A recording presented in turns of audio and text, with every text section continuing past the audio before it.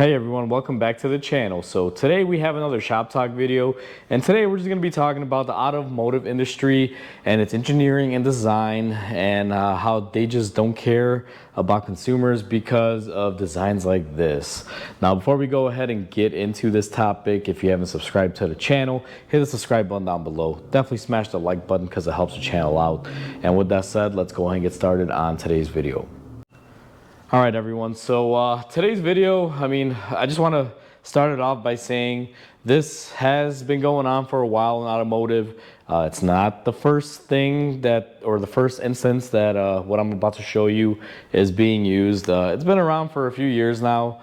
And, I finally had a chance to sit down and make this video and show you guys a prime example of why automotive manufacturers and engineers just don't really care about us as individuals or as consumers, because if they did, they really wouldn't make crap like this. And this is a very hot topic, I guess you can say, because imagine you pay $80,000 for your brand new vehicle that's electronically equipped with everything, and you get in, you drive your vehicle, you're accelerating, it's all drive-by-wire, it's all electronic now, and on your $80,000 vehicle, a plastic gear on your throttle body decides to break off and jams up your throttle body to wide open throttle, and you wind up crashing or hitting something and injuring yourself or other people on the road.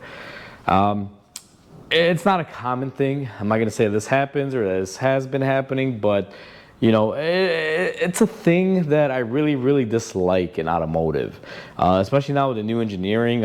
Everyone is so hip to something new, like, hey, let's design intakes out of plastic. All right, cool, they work. And then let's make the throttle body gears out of plastic. Yeah, right on, let's do it. And then let's, make the whole car out of plastic. Why not? It's a trend that needs to stop. And I wish automotive engineers and automotive firms, these manufacturers, would go back to their roots and design things that work. Don't get me wrong, I like technology, I like changes and advancements, but this is not the type of change and advancement that we should be looking forward to, because even though there's some safety devices built into this, which I'll explain here in a second, stuff like this is what pisses me off. Like, it's piss poor engineering. Now, I'm not going to name out any manufacturers or mention where this came off of or anything, because pretty much the whole industry is doing it, but it's just little things that, to me, make no sense. Now, I have a throttle body here. This is a standard throttle body that comes on most modern cars. And what I had to do was basically take off the little side cover that was here. I drilled off the rivets because they don't really want you getting into this thing. Now that's probably more for like tampering stuff and not causing issues.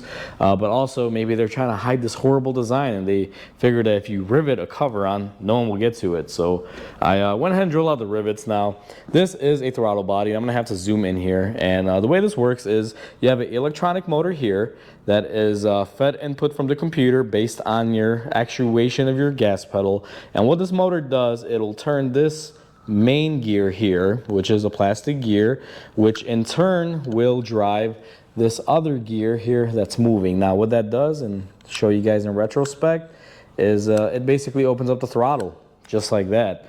Now here's the thing, this throttle blade still has a spring in it, so technically if this were to fail, let's say shear off the teeth and break, technically it should wind up and locking in. Now I'm going to remove the gear, and let's say this was open. You notice how it doesn't just stay open, it has a safety, which is great. I'm glad they have safety items.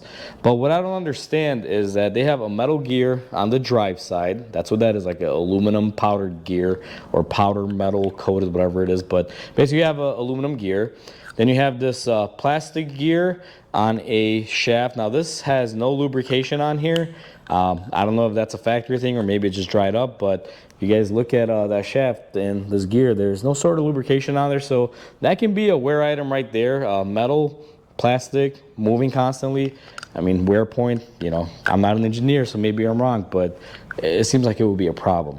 But anyway, now if this strips off, teeth, whatever, you have your spring. So in theory, this throttle body, no matter what happens, will always spring down. Now, even if I wind this up here, and let me show everyone, I'm gonna wind it up. See how it's open? If I let the gear go, see how it stays closed? And like I mentioned, if I take this gear off like this and open it, it snaps back. Now, that's great. Now, let me show you something that, again, I don't know if these engineers thought about this, but to me, it's a potential issue. You have a cover on there, all right? The cover, usually, let me see how there's someone into place, goes in like that, okay? Your connector goes in here, feeding all the information, like usual. Throttle body's doing its thing. Now, imagine this cover's still on there, and let's just say this gear chips a tooth. Now, let's say that tooth somehow breaks off here, lands in between the driving gear and this driven gear, and causes this to basically lock up and jam. And let's say this decides to lock up and jam, as let's say the throttle was about partway through like that, and it jams it up and it stays open like that. Guess what condition you have at that point? You have unintended acceleration. And basically what happens is your car will just keep lurching forward like you're revving it up, like you're hitting the gas pedal, and there's no safety net for that. Now, I don't know how common and how realistic this can be, but I mean, it makes sense to me, because if this turns this way to open up the throttle body, technically any gear that could be weakened or break off, or any sort of debris that can get on this side of it while it's trying to roll it back, if it can jam in between here, it'll keep it open. And just to give everyone a little bit of an idea here, what I'm gonna do is just take my little screwdriver, I have it opened up, and let's just say this is a particle. Look at that.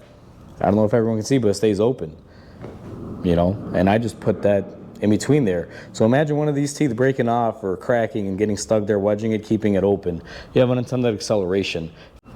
Now that we've seen the plastic gears and stuff, let's just talk about this for a second. Now, a lot of people are going to point out and say, hey, Mike, these throttle bodies have been around for a long time. You know, they've been making them this way for a while now. Now, as far as I remember, these used to have metal gears in them, at least the earlier versions. I don't know when the switch over to plastics became acceptable, but in either case, you know, in today's world, they're basically plastic. Now, this isn't just a cheesy plastic. It's actually a high grade, you know, it's made to do what it does type of plastic.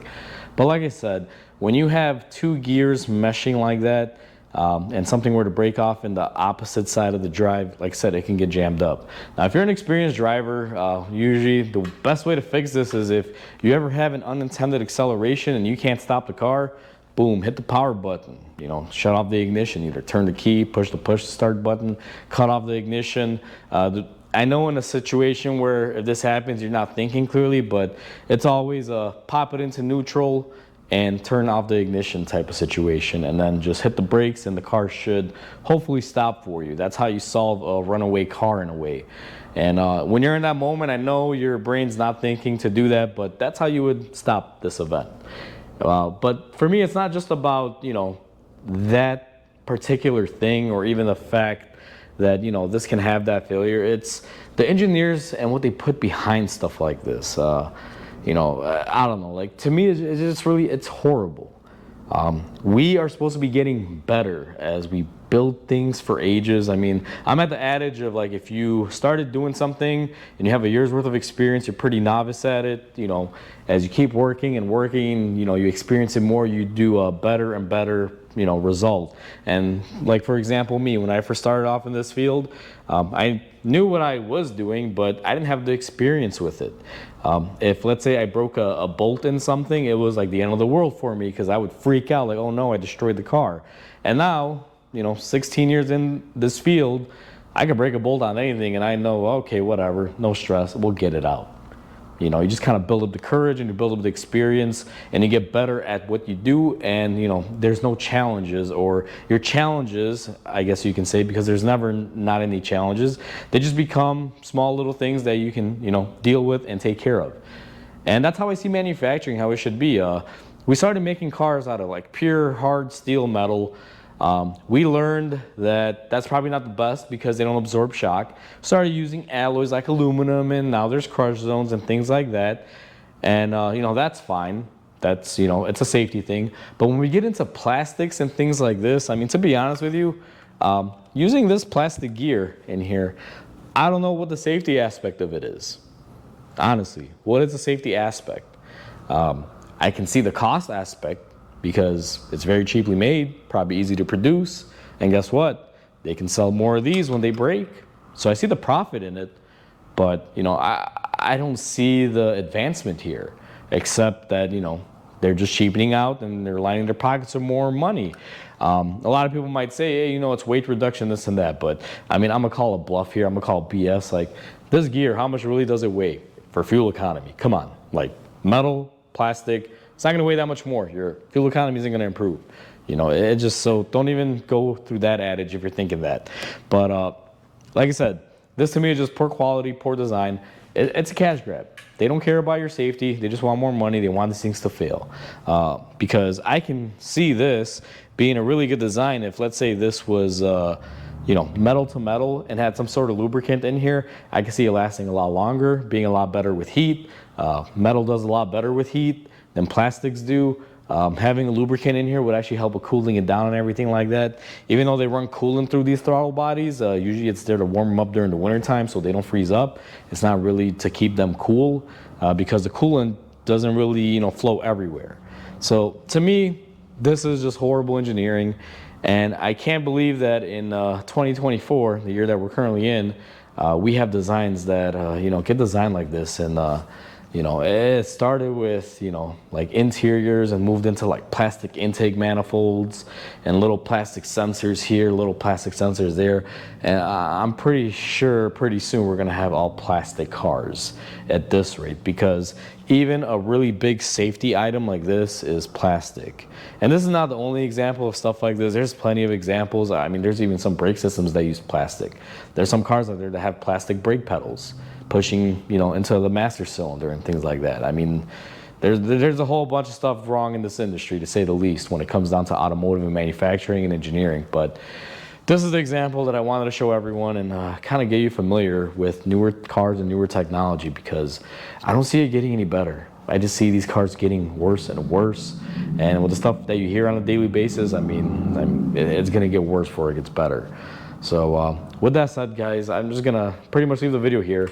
I think I made my case in point. I'm kind of fearing this video because I don't know what I'm gonna get in the comment section. This may be backlash or might be a positive thing, I don't know. But I want to shine light on this and whatever. Keep the comments nice if you can. Don't come out there attacking people, because I see it all too often. Like, people commenting and attacking people and talking smack.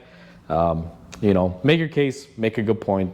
Prove your point, move on. That's pretty much how it goes. It's okay to have a discussion, just keep it clean. Is the best way to put it. Let's say if you say it's a fine design and I disagree with you, doesn't mean you have to name call and vice versa, but just an example. But it's a public forum, so have at it. So anyway, I'm gonna cut the video here because I'm gonna keep rambling if I don't. Like always, comment, like, and subscribe because it definitely helps the channel grow. I hope everyone has a wonderful day, and I'll catch you on the next video.